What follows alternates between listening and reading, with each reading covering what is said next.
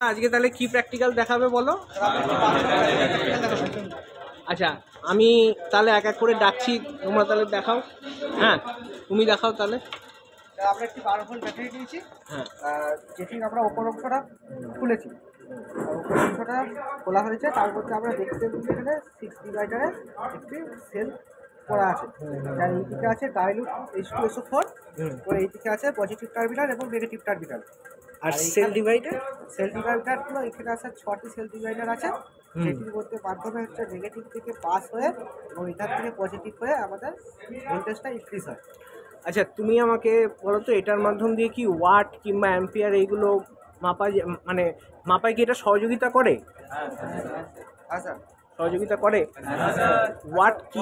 ওয়াটের সূত্র হচ্ছে যে স্যার ভোল্টেজ ইনটু অ্যাম্পিয়ার সমান ওয়াট।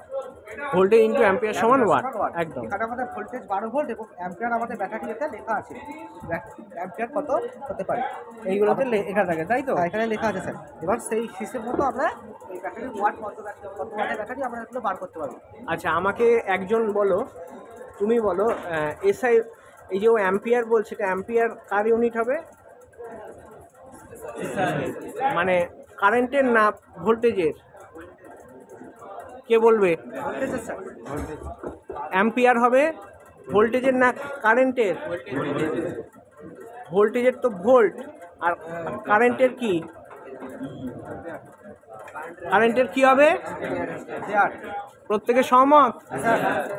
ঠিক আছে।